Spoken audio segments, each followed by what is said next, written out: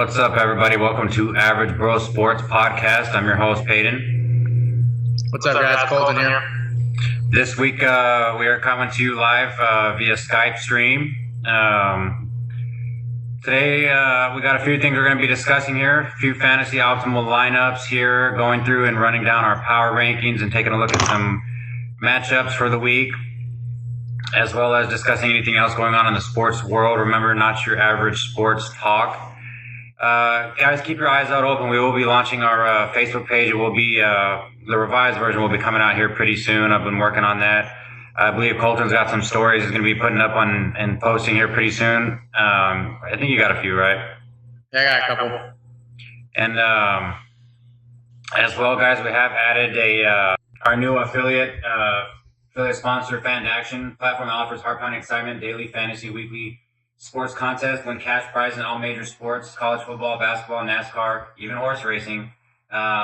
Salary caps, your traditional fantasy football there. When you do sign up, please be sure you use the promo code ABS16, AvgBroSports16. Let's go ahead and get this show kicked off. So, where do you want to start? Let's dive in since, we posted our lineups. Let's just, how about we start off what we usually do and just dive right into our optimal lineups that we put out there the other day. Optimal lineups? Okay. So we put out a couple optimal lineups this week, guys. If you follow us on Twitter, you would have seen the optimal lineups that we put out. Here's the optimal lineups that we're talking about here. The two DraftKings head-to-head lineups. We'll go ahead and kind of run down those. Of course, I was Kirk Cousins, Jordan Howard, DeMarco Murray, Michael Crabtree, Jameson Crowder, Chris Hogan, Jason Witten, Trevor Coleman, and the Minnesota Vikings defense. Colton, go ahead and run down your list there. Yeah, as you guys know, this was for our Thursday through Sunday. So as we're recording this, some of these players have already played, and I can already tell you that not the best week for me to start off, but I had this week going in. I had Derek Carr as my quarterback. If you guys saw the game last night, you know how he did. I have Ezekiel Elliott. Offense late in that was just garbage, man. Yeah, that game was, good game if you're a Chiefs fan and anybody that had Hill again. But I have, like I said, I had Carr. I have Ezekiel Elliott. I have Howard. I had Crabtree going last night too, he actually scored more than Carr did, but go figure. I have Chris Hogan. I have Tate. I have Brake. I have Isaiah Crowell, my flex. And just as Peyton said, I also have the Vikings defense going against the Jags. Do you feel iffy at all about that Vikings pick going against the Jags? Are you a little nervous? Well, the stat that sticks out to me anytime you're playing Blake Bortles, if you guys have been keeping up with it and saying he actually has more career pick sixes than wins in his career. So, the defense of the Vikings has been pretty much what's been carrying him through most of the season with all the injuries on offense. And Jacksonville's definitely not a powerhouse offense. Blake Bortles, like I just said, is prone to the interception, and with Cordell Patterson running back kicks, they're probably one of the better matchups this week as far as defense and special teams. Yeah, true. The Vikings will put up some solid points this week. If you're looking for a defense to start, the Vikings might not be a bad play for you here.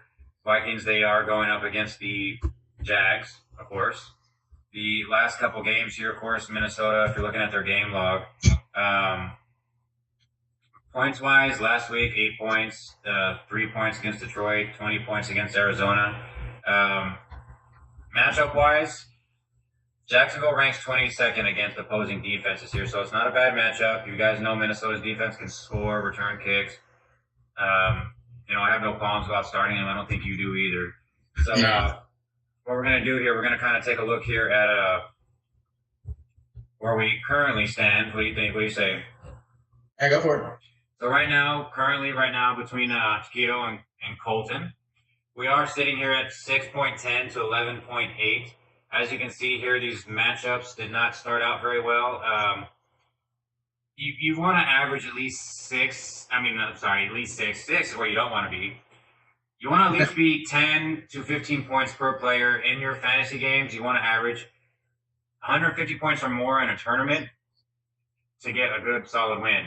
Or if you're playing the 50-50s or the double-ups, you want to be in the top 50%. You're going to need 150 points. Right now, on the pace that I'm starting out at 6, Colton, my co-host, two players at 11, not off to a good start with these two lineups here. This is going to play out rough, I believe. Yeah, I was on a little bit of a hot streak. I came into this week. I had actually won money on DraftKings and some other various websites, going on the past 4 weeks now. This week, not off to a good start this week. I'm ready to book my quarterback in a receiver slot already. Gone already, so I'm hoping for good outputs from the rest of my lineup here. Hopefully the Vikings defense, we can say, gets a couple touchdowns. Maybe someone has one of those breakout games this week. I don't know. It's 2 players in. I'm behind the 8 ball already, but still got a whole Sunday ahead of us, so we'll see how this plays out. You might have to utilize that flex spot of yours and do one of those global fantasy player swaps here and reserve. Yeah. Yeah, right now I have Isaiah Crowell going right now on my flex, as you guys saw in the lineups earlier. I picked him this week just because, RG3 is coming back for the Browns. The Bengals aren't that good against the running backs. Isaiah Crowell, he's averaging about anywhere between 10 and 13 points per game. His lowest output this season has been 8 points, and that was only once this season so far. So he looked like a pretty solid lineup as far as my flex, but with the way I'm, like Peyton said, behind on the 8 ball already here, I might need to see if I can pick something that might give me a little bit more of an output. Yeah, no doubt. All right, guys. So, you see where the score's at, 11.8, 11.08, 6.10. We'll see how the rest of this one plays out. We still got 15 more games left on the NFL Sunday slate. We'll keep you updated as that one ensues. Next, we're going to take a look at our power rankings that we had going out this week. Both of us pretty much correlate with that top 3, 4, actually. Cowboys, Patriots, Raiders, and Chiefs. And actually Seattle. Where it starts to get a little jumbled between each of us here is the bottom half. Through the bottom half here. So I've got my 6 at the Broncos 8-4, Falcons 7-5, Lions 8-4, Steelers 7-5, Giants 8-4. Reason I got the Steelers ahead of the Giants, and you've got that reversed. Of course, the Steelers, for me, own the tiebreaker over just recently beating the Giants, and I think they're picking up momentum at the right time heading into the playoffs here. What about you? Yeah, the reason I put the Giants over, they lost, but I was on the road. That was in Pittsburgh. That's a tough place to beat anybody on. And the Steelers, some of their streaks so far has been mostly when they're playing at home. And if you think about, they're doing good right now when they play at home, but they're kind of struggling on the road this year. So just in that case, once they get on the road again, we'll see if they continue this little winning streak they're on. So if they continue to win on the road and just plus have to win at home too, then I'll probably move them up. But as of right now, the Giants seem like it's a little bit, just a notch hair better than the Steelers right now, even though they did lose in that head-to-head matchup. Yeah, well, they lost in the head-to-head matchup here, but you think the Chiefs are going to leapfrog the Raiders this week? They probably will. Probably. Yeah, they swept them for the season already. Well, the first game of the season was in week 1. They totally just beat them in every aspect of the game. This one, a little bit closer. If you watch the whole game, the Oakland Raiders were a few plays away from actually, Crabtree or Amari Cooper, just almost caught that touchdown and brought back in the game. Alex Smith struggled in the second half, gave the Raiders a couple of chances. Raiders couldn't capitalize, so that game was a little bit closer. But Chiefs won both games against the Raiders. They have the same record sitting atop the AFC West, but Chiefs are just ahead of them just because of the head-to-head matchups. So the way it looks like this season, our next power rankings looks like 3 and 4 might change a little bit here. Yeah, and I probably agree with you there. The Chiefs do deserve to get leapfrog there. Do you think Cowboys can clinch the home field here pretty soon? As a Cowboys fan, I would like to see that, but I don't want them, because sometimes it's been known that most teams to avoid injury, if they lock up, first round, in the top seed, home field advantage all the way through, first round bye, teams start resting some of their stars.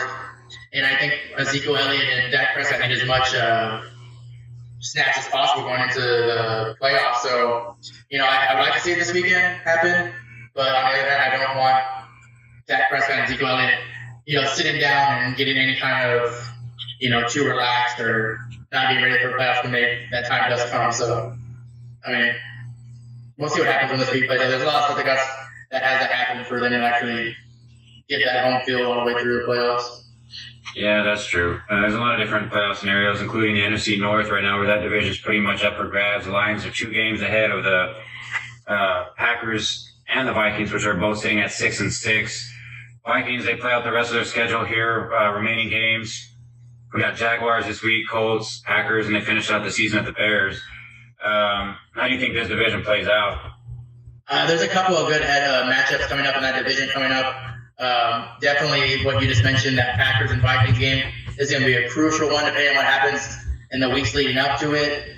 If the Vikings and Packers both win this week, and maybe Vikings and Packers both put on a nice little win their next 2 games in that matchup in Week 16, comes down to a big matchup. They might be fighting for, depending on how the Lions do, might nice little square off. And on the other side of that too, if the Vikings start to stumble more than what they have been already, and it comes down to just the Packers and the Lions, then that Week 17 matchup more than they have been though. I mean, I think out of both these teams, out of all 3 teams, I think the Vikings have the easiest schedule out of the other remaining teams. Well, no doubt. The Vikings can go out and win that division.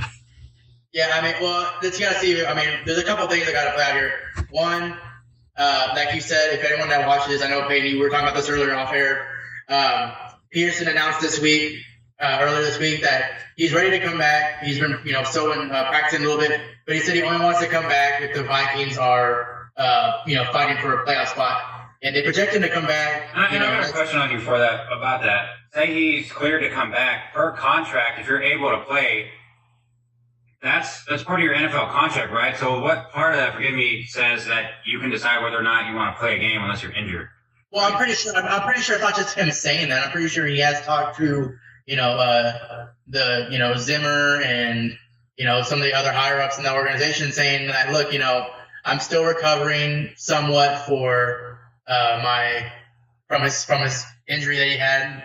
And maybe he wants to feel that he wants to rush it back if they're fighting for a playoff spot. But maybe he told him, like, hey, look, if we're kind of out of it already, I mean, what's the point of me rushing back? Let me just heal for the rest of the season so I don't re-injure it.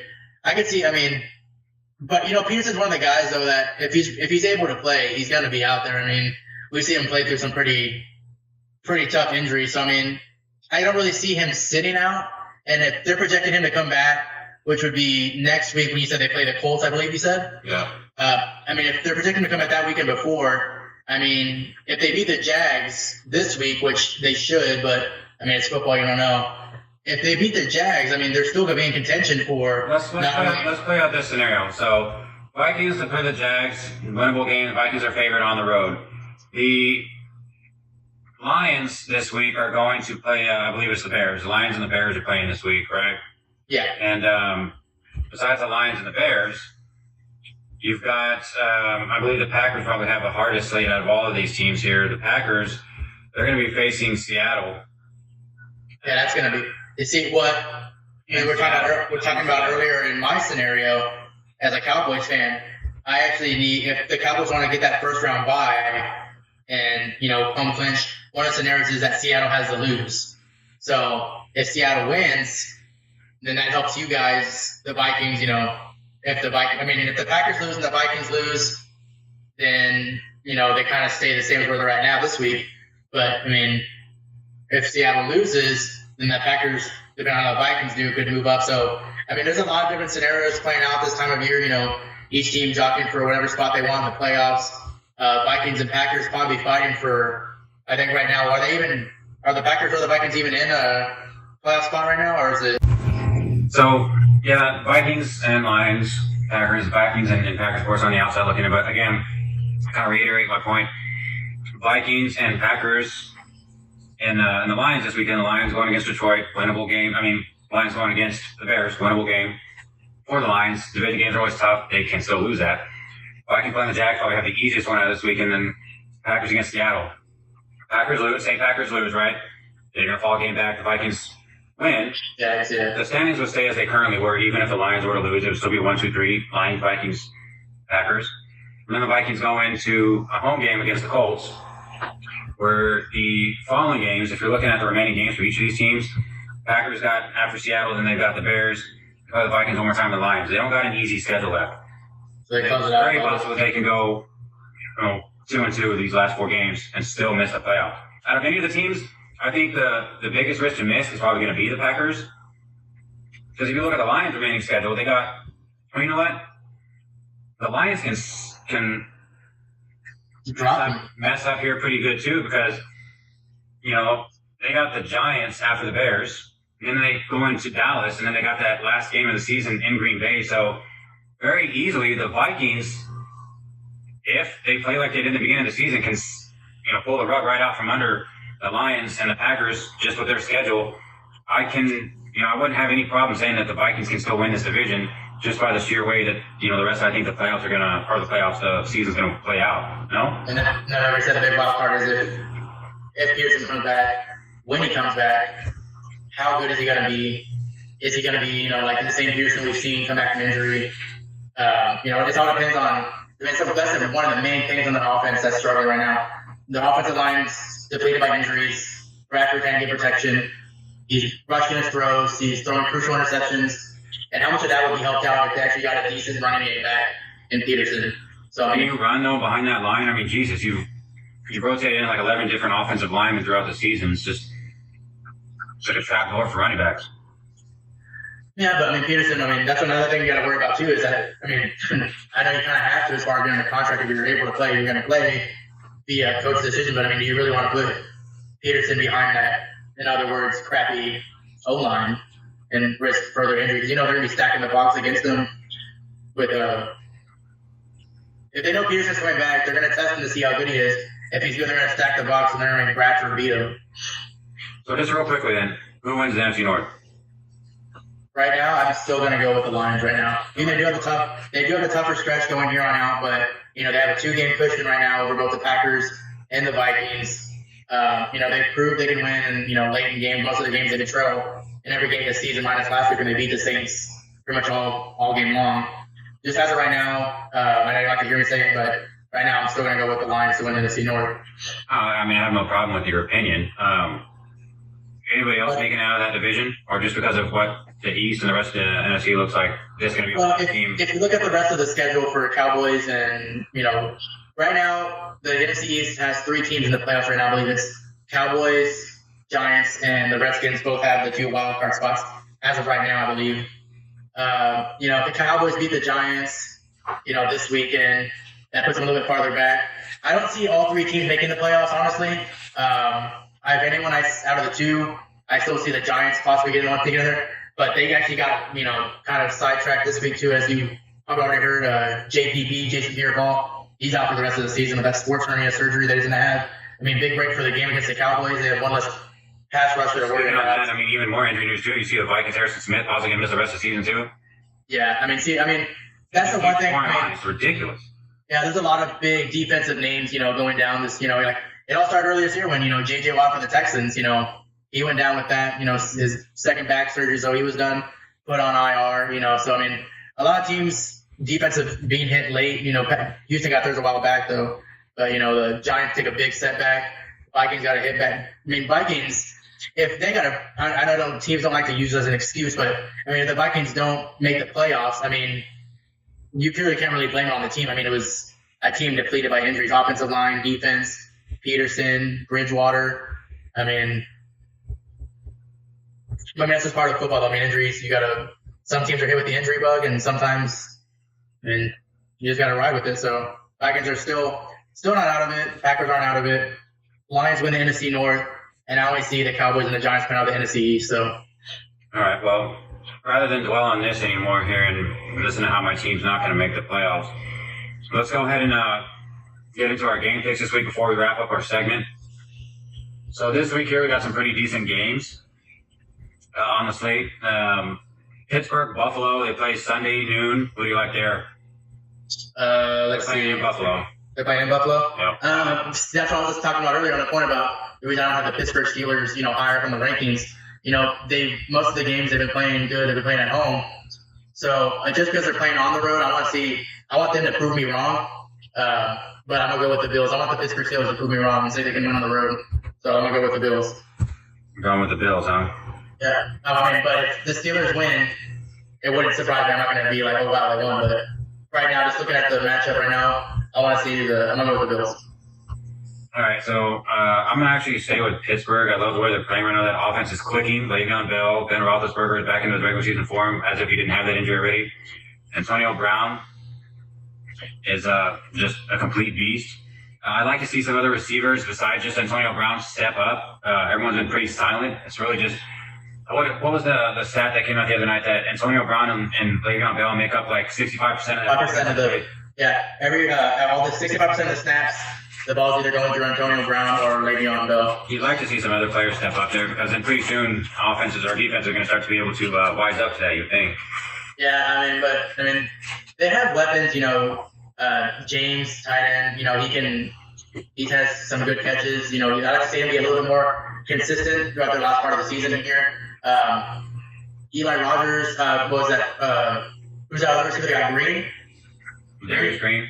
Green's starting to come into his form a little bit here. So, they have the weapons. They just gotta, try to get these people actually, step up a little bit, actually make some plays. So you're not running 65% of your plays through two players. Yeah, pretty much. Another game I was actually discussing with a colleague of mine today, San Diego, Carolina, doesn't seem like a big game, but playoff implications either way. But I was saying I think Carolina can win this one here. They have been playing with a lot more momentum than they actually started the season with. Yeah, I mean, they've had some definitely a far from the team we saw last year. A team that only lost one game last season. Sorry, far from the same team we saw. It's going to be a tough game. Where are they playing? Are they playing in Carolina or are they playing in San Diego? Playing Carolina. Playing Carolina. I'll put Carolina. Okay. Phillip Rivers, that guy, he's probably one of the most underrated quarterbacks in the league, but, sometimes when you watch him play, he has good passes, where he's like, how does this guy not get more credit? But you see some of those other bad games, and you're like, yeah, that's why. It's like Phillip Rivers is like the best quarterback on the worst team, like he's... The Chargers are like the anti-Lions. They lead the whole game and then lose it in the end of the quarter. Yeah, pretty much. I gotta feel bad for Rivers in that place, man. Yeah. Other games you're looking at this week that don't really draw a lot of attention. You got Cincinnati, Cleveland, Chicago, Detroit, Houston, Indy. I'd probably say. Before we touch on, I want to touch on Indy and Houston game. As you see, that's a three-way tie for that division, AFC South. Both the Lions, we're still in NFC North. AFC South, you still have the Titans, the Texans, and the Colts, all tied at 6-6. Who do you see coming out of that division in the playoffs? I can't see Houston doing it because Houston is like 1-5 on the road, 1-6. And they paid $17 million to the quarterback that can't do anything. You got. Honestly, if you're not looking at me, you're just looking at it. The Colts have too many question marks. Their offensive line, defense is banged up. Andrew Luck, he'd be better if he was behind a better offensive line. I think Andrew Luck is the most hit quarterback in the NFL. Yeah, and the way he's played this year, he's actually cut down on his turnovers. But I must say, I see the Titans actually coming out of that division. I see Mariota's playing. Murray's a solid back. You have, Delaney Walker, Rashard Matthews. You got some weapons there. So, Texas had it for a while. The three-way tie now, but I see the Titans actually, grabbing that title, AFC South title. AFC South title? Yeah. I probably have to agree with you. AFC South, Jacksonville, of course, obviously is not going anywhere this season. The Colts 6-6. They're 3-3 at home, 3-3 on the road. So really, it's a split between them. Tennessee matches them identical, 3-3, 3-3, home on the road. But for the division, though, Houston has the best record as far as the division. They're 3-0 in the division, as Tennessee is 1-3 and Indianapolis is 2-2. And Houston's lost 3 in a row. Going into the road game, and again, I correct myself, they are 1-5 on the road, going against Indianapolis, which is 3-3 at home. I still don't think Houston. This game, I'm gonna go with Indianapolis just for the sheer conference here. What do you think? Yeah, I'll go with Indianapolis in that game. I don't see the Texans are just they're going down the wrong direction on the wrong part of the season. So yeah, they're end of the season is not when you want to start seeing your losses, a little loss streak going. Like you said, 3 in a row. Sitting there, they were sitting pretty at 6-3. Everyone 3 weeks ago thought they had that division locked up already because that's how bad, the Colts and the Titans were playing at that time. But they go 3 weeks later, it's a 3-way tie, and they're going down the wrong way. So, that division's up for grabs now, and I say the Titans make a run for it and grab that NFC South title. Yeah, I think I'd agree with you. Again, rest of the games here, Minnesota-Jacksonville, the game's at noon. I think Minnesota wins that game. Another decent one, you got Arizona-Miami. Miami, of course, saw their win streak come to an end. Yeah, we predicted that last week, though. What's that? So we both called that last week, playing that Ravens defense. Yeah, we did, actually. How do you think that game plays out? That'd be an interesting one to watch. I mean, the Dolphins... Cardinals aren't really playing for anything. Playoff spots kind of a long shot for them at this point. Might be pretty close to eliminated. The Dolphins still got a chance for at least a wild card spot. So they're gonna be playing, and they're playing. You said where again? Are they playing Miami? They're playing in Miami, and Miami at home is 5-1. And I think Ajay, you can't hold him down.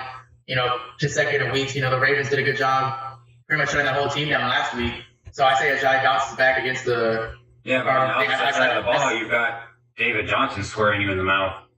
True. I think it's a battle of the running backs. I mean, the edge of the running backs should actually go to Johnson, but I think Miami wins. Look, Miami is 5-1 at home. The Cardinals are 1-4 on the road. That one's kind of easy to call, if you ask me. Yeah, I agree. So I'll say the Dolphins at home. Big division game in your division, NFC East. Washington visits Philly. Yeah, Carson Wentz. He's a cell himself, isn't he? Yeah, he crashed down to earth fast. Him and Prescott were looking like, wow, these rookie quarterbacks start the season. Prescott's, carried that on through the whole season so far through the whole season. Wentz came crashing down to earth like a rookie should. He hit his rookie wall pretty hard. In a couple of years, it's going to be their division. It's going to be Prescott and Wentz. That rivalry's going to go on forever. But, just right now, he's still learning. He's still taking his rookie hits. I'll take Washington in that one, actually. Speaking of that, you ever watch that show Ballers on HBO? I've seen part of it. They had it was an NFL draft special where they were doing it this year where Carson Wentz was getting drafted. It was pretty funny, Jared Goff. Who do you have winning this one? Joseph Redskins. Redskins, huh? Oh, I hope you're right because I got a lot of fantasy players going in that one with Kirk Cousins and Jamison Crowder. For that one here, it is going to be a big division matchup. I believe they are playing here. Where are they playing at? They're playing in Washington, I believe. No, they're playing in Philly, actually. Playing in Philly? Yeah. I'll still go Washington. I'll still go Washington. Keeping your pick? Yeah, I'll go Washington. Now, Philly is 4-1 at home, 1-6 on the road. Jeez, they're terrible on the road. Washington is 2-3-1 on the road. So I just can't see Kirk Cousins playing bad. I'm going to actually go Washington here. Philadelphia is fading fast. Carson Wentz, again, is a shell of a former self. Rather than dwell on that one, let's move on to the remaining games on the slate here. Of course, you got Denver, Tennessee. That's a good game. That's going to be a really good game. Mariota is really stepping into a new, an MVP form. He's no Tom Brady or Aaron Rodgers, but he's really making a name for himself. And I would say, if you would agree, that he's outperforming Cam Newton this season. Oh, yeah, for sure. Yeah. So out of that game, Tennessee, they are playing at home. But of course, you want to say Tennessee just the way they've been playing. They've been playing good. They're playing at home. But, when you look at that, it's pretty much going to be Mariota versus that Denver D. But Von Miller, can you really even stop that guy right now at this point? That guy's just getting in the backfield. Von Miller, Champ Bailey. Tennessee is 3-3 on the road. Whereas opposed to you've got Denver on the other hand. They're one game, after this weekend, they'll be either one game or two games behind the Raiders and Chiefs. Can you imagine 3 teams came out of that division? The AFC West is looking like the NFC East right now. AFC West is stacked, but on the road, Denver is 4-2, so I could really see Denver easily pulling out a win, but I think it comes down to the last couple plays. The Tennessee Titans, they are fighting this season. They're not a team that's a pushover like they've been, so, even though we were saying earlier I was kind of high on the Titans earlier, the Titans, I still see them winning that division, but I see them losing this game. Yeah. Yeah, I can't go against that Broncos defense. Trevor Siemian, he's questionable going into this game, but it's not even really on him. He hasn't really had like that. He had that one good road win earlier this year. We got some really good stats. But, I just see Von Miller and that defense being too much for Mariota and, that offense to handle. Yeah, that's true. The rest of the games on the slate this weekend here, you've got the Jets in San Francisco. I don't think anybody's watching that one, but I'd say that the Jets probably most likely take that one. That's my pick for that game. Green Bay. What's that? I'm not gonna waste my time on that Jets and I don't think anyone's starting them from that game, to be honest. Seattle Green Bay, that's gonna be a good one. If the weather's anything like that last game, excuse me, I got something in my eye. The weather can really play a factor in this one. Are they playing in Green Bay? They're playing in Green Bay. If you saw the game last week, that snowstorm was pretty rough. Green Bay at home, of course, they are susceptible. They've lost 2 at home this season. Seattle is traveling. Seattle is on the road. They are 2-3-1. So this game is really a toss-up for me. Seattle can win on the road. They can play in bad weather because they played Minnesota last season where it was -5 degrees in Minneapolis outside at TCF Bank Stadium. So, we all know the outcome of that one. I'm going to pick Seattle to win this one. Yeah, I'll side with you on that one. Packers are, they're on a little bit of an upswing right now. A good win at home last week against the Texans, who are struggling. They just kind of kicked the dog while they're down last week against the Texans. Seattle at defense, they're not cold weather's not nothing new for them. It's gonna be a hard fought game. It's gonna be a close game, but I say Seattle pulls it out just because they've been a little bit more consistent lately against more consistent than what the Packers have been this season. So I'll pick Seattle on the road. Okay. Then we got New Orleans, Tampa, which I think could be pretty good. Well, Tampa now, that's a team that's on an upswing. They're actually fighting. They're tied with the Falcons now for the NFC South title now. That's why their game got flexed with the Cowboys to a primetime Sunday night game next weekend when the Cowboys play them. That's going to be a good game. This is going to be an interesting matchup for I think Jameis Winston. It's going to be a good matchup for him. It's going to be another high shootout, shootout game. When you play the Saints, you're pretty much always destined to be in a shootout. You talked that last week, and that didn't happen. Yeah, true. That didn't happen last weekend, but 85% of the time when you're playing playing against the Saints, it's usually with Drew Brees, it's going to be, a high-flying affair. The one thing I see that's going to hurt the Buccaneers here is their lack of weapons beyond Evans. Evans got shut down last week. If it wasn't for that great late touchdown, probably know the Bucs lose that game last week. So, they got to find someone else to, carry the load when Evans is getting double teamed. If Martin can get back to where he was before, maybe Jameis Winston, find some other players here. You got Humphreys he probably might be out for a while. Vincent Jackson got put on the IR earlier this season. So, some other players got to step up, just like we were saying about the Steelers. And minus a star receiver and a running back, the Buccaneers got to have just someone else that steps up here. So we'll see how that plays out. I'm actually I'll probably still pick the Bucs in this game, actually. Saints defense is non-existent, so. Saints defense is non-existent. And if you're looking at overall records here, they are playing in Tampa. Tampa Bay is 2-4 at home. They're 5-1 on the road. God, can you believe that? They're actually worse at home than they are on the road. Sounds like somebody I know, the Spurs. And you got the Saints here, they're 5-7. Actually, this division is still a toss-up between those top three because they're only 2 games apart. So this game could go a long ways in shaping how it plays out. But the Saints are 2-3 on the road. So I like Tampa Bay at home. You got very big crucial game. These last 2 games are great, and we're gonna get through these ones as quickly as we can because we're gonna go through our rapid fire headline segment. Dallas and New York, as non-biased as possible as you can be, playing in New York at Live Stadium. Who's gonna win this game? I'm gonna go with Dallas. I think even though they're on an 11-game win streak right now, I'm gonna go on 11-game. No, seriously. If you look at, no Jason Pierre-Paul, that's one less person rushing Dak Prescott. That's one less person chasing down Ezekiel Elliott. I think the Cowboys are playing for a little bit something this week. Their only loss this year has come to the Giants, which came in week 1. If it wasn't for Terrence Williams not getting out of bounds, I still dread that. The Cowboys could be 12-0 in the season. But I think they played a little bit of chip on their shoulder in this game, and they want to prove that, even though their only loss this year came to the Giants, I want to see that I think they actually want to show, that they can actually beat the Giants. And, the Cowboys are still playing, like I said, they're still playing for a first round bye and everything. So, unbiasedly, it's not saying it's going to be a runaway game. I think it's going to be close. I say a field goal separates this. It's going to go down to the wire, but I say the Cowboys will win it on the road here.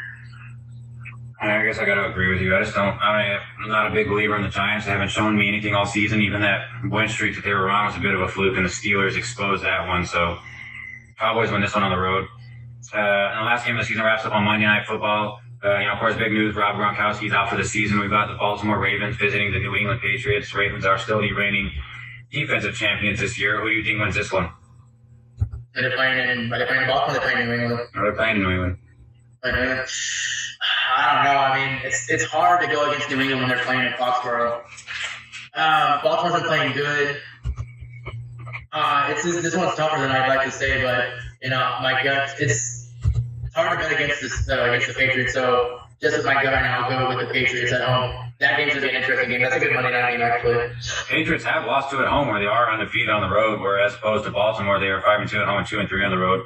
Of course, that alone has ended up to convince me that Tom Brady and the Patriots are going to lose on Monday night in prime time in Foxborough. So, I'm going with the Patriots there.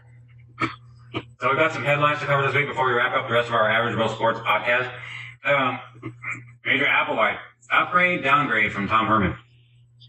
Well, he's never actually had a head coaching job. He's been playing for a while. He's got a good football IQ. Yeah, he does. Don't get me wrong, he has a good football IQ.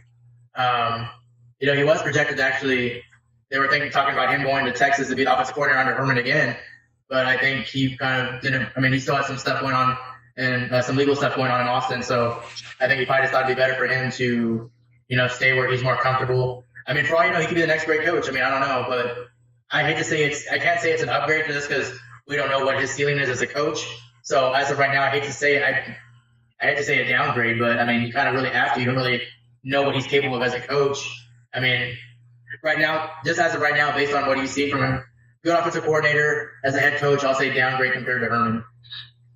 I'm going to say downgrade just until we know what's going on, and then maybe we can upgrade. Exactly. I got to see some more. I don't know much about his coordinating capabilities. I really don't watch a lot of Houston, but it'd be nice to see them still continue on the streak that they were doing. So, anytime you can represent Texas like that, but for a while there, yesterday morning, it was actually rumored that Houston had actually offered the head coaching job to Lane Kiffin, but Lane Kiffin never actually really gave an answer on it. So I think they just got tired of waiting, and it's just like they go with.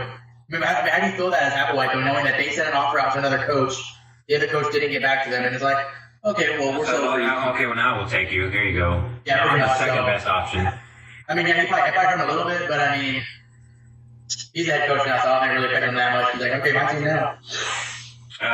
Vontae Foreman not getting selected into the Heisman Trophy finalists. God, what do you think about that? Is it because they weren't on a winning team? Yeah, I think it's because they're not on a winning team.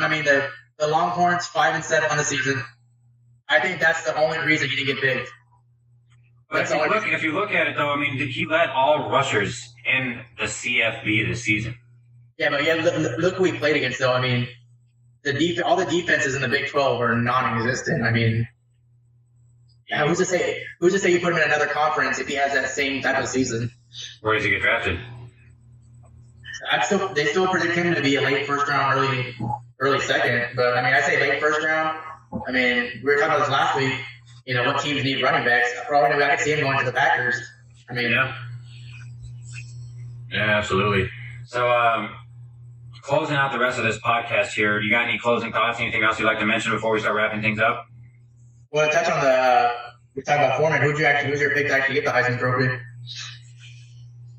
You say Lamar Jackson?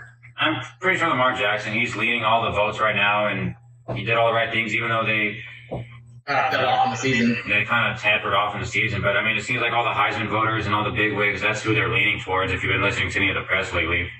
Yeah. What about you? No, I think it's Lamar Jackson. I think it's Jackson. It's still his to lose. The door is open for Watson late in the season, but no, he never really made that big, he never really had that breakout game this year. So I think Lamar Jackson's just going to get it. It's the fact that no one else really outshined him throughout the season. So I think Jackson gets it. Think Jackson gets it? Anyone come a close second? I think Watson. Watson's be a close second. Baker Mayfield, he had a pretty good season, but like I said, he never really had that breakout game. I think Watson has been the more consistent player throughout the season behind Jackson. So, I mean, if Watson were to surprise everyone and get it, I mean, that wouldn't really surprise me, but I still think Jackson's going to get it. I think Jackson's going to get it? Yeah, I'm pretty sure he's going to get it as well. Just kind of catching up on some late news here. You been watching any of the Rangers free agency this season? Yeah, they it's kind of hard to see. They actually lost Mitch Moreland. That was like a tough deal. One of their better younger players, first base, power hitter. He's a solid hitter. Excuse me? He was a solid hitter. Yeah, no, he was a solid hitter. He could launch him. He hit him out of the park with the best of them. That's going to be a tough loss. But the Rangers still have one of the best farm systems in the major leagues. Do you think they get Edward and Carcion? Oh man, that would be an awesome pickup for the Rangers to get him. I know there's a lot of buzz around it, and then also they're going after Tyson Ross, I believe. And I believe they re-signed Gomez, correct? Yeah, they re-signed Gomez. So I mean, he's a little bit older, he's experienced. I think they need that. I think as long as you have Beltre in that lineup still, it's gonna be hard. Who's gonna be your other power bat in the lineup right now? Though I mean, you lost Mitch Moreland, Fielder's done his surgery, he retired, medical. So right now, who's your actual second power batter in the lineup right now? It just looks like it's just Beltre right now. Yeah, I mean, now that Prince Fielder's no longer in that lineup, I was actually reading the story the other day that Rangers are actually one of the teams vying to get Mike Napoli back on the team. Who? Mike Napoli can actually become a Ranger for the third time in his career. Yeah. Just anything else going on with the Rangers that you think they need to pick up? More pitching. I know Holland might be on his way out if he hasn't gone traded. Has he gone traded yet? I think he's on the trading block. I know they're looking to see what they can get for him. I think we need some more pitching. I think we lost Desmond too, didn't we? We lost Ian Desmond. Ian Desmond, yeah, that's right. Yeah, we did lose him. Yeah, so there was another power batter we lost. Mm-hmm. I don't know. I mean, it's still early. I mean, they're in their winter meetings right now, so we still got a long time before spring training even starts for them. So, I don't know. It's still early. I'd like to see him add another power bat. Encarnacion would be a sweet pickup for them. Oh, that'd be great. He destroyed us last year. Yeah, he kind of walked up home run once again. But, I mean, it'd be sweet to see him in a Rangers uniform. God, did you see that report, that rumor central about the Rangers being in contact with McCutcheon? That's probably one of those things flying around. Speaking of that, how do you feel about what Bryce Harper asked the Nationals for? A 10-year, $400 million contract. Who? Bryce Harper? I didn't see that one. He asked for his agent asked the Nationals for a 10-year, $400 million contract. That's just ridiculous. But they said the only team they could actually see paying that much money for a player like that would be the Yankees. And just kind of jumping off baseball here, we wrapping up the podcast. Let's make this our last segment here. The Spurs lose their first game on the road, and Popovich wasn't too happy about that. Did you even watch the game?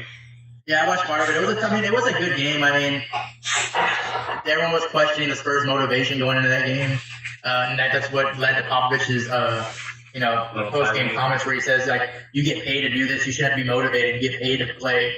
So, I mean, you should always be motivated. I agree.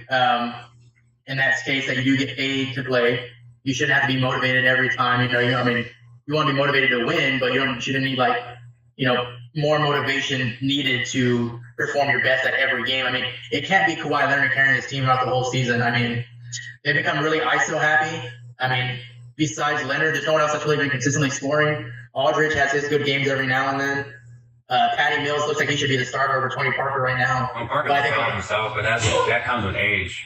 Yeah, I hate to see him though, because Patty Mills, he's such a, he's a spark plug off the bench, so he's the one that leads that second lineup onto the court. So I hate to see them mess up that chemistry he has. But I mean, you look at it now. I mean, like you said, Tony Parker's a shell himself. But I mean, that season's still early too. I mean, we're still early in that season. I mean, you usually can't figure out how a team's doing until we're on the All-Star break. So we got until February to see how this plays out. But I mean, Spurs are just getting pretty right now. Yeah. So then, speaking of that, guys, once the NFL season ends, that doesn't stop the show here at Average Real Sports. We will be doing our optimal lineups for the NBA. We'll be doing our NBA power rankings. That's going to about wrap it up for our show today, guys, on Average Real Sports. Please be sure to give us a like on Instagram. Follow us on Instagram, Average Real Sports. YouTube, AvgBroSports. Check out our videos. Give us suggestions, leave comments and feedback. Twitter at AvgBroSports. Again, the Facebook page will be launching soon. Any closing thoughts from you, Polton? I just want to add on here, guys. If you guys feel like if there's something bugging you in the sports world that you feel like you need to get off your chest, you like to hear us talk about, please let us know. We're always looking for, fan interaction. I mean, what's something that's bugging you guys throughout the week? Your team sucks or your lineup's not doing good. Let us know something you want to talk about, you want us to talk about. We'll try to see if we can fit it into our lineup on the shows. But, just anything that's bothering you guys, make sure you let us know so we can see if we can give you our opinion on it if you like. Absolutely, guys. And you heard them. Again, please, on any of our channels, please be sure to leave us your feedback, whether it be in a direct message, comment on Twitter, YouTube, any of our daily polls. Please make sure to leave us feedback. We are going to be running a contest here shortly, so make sure you keep your eyes peeled for that. Subscribe to our iTunes. You guys have a wonderful rest of your weekend. Good luck in your fantasy sports. We'll see you later.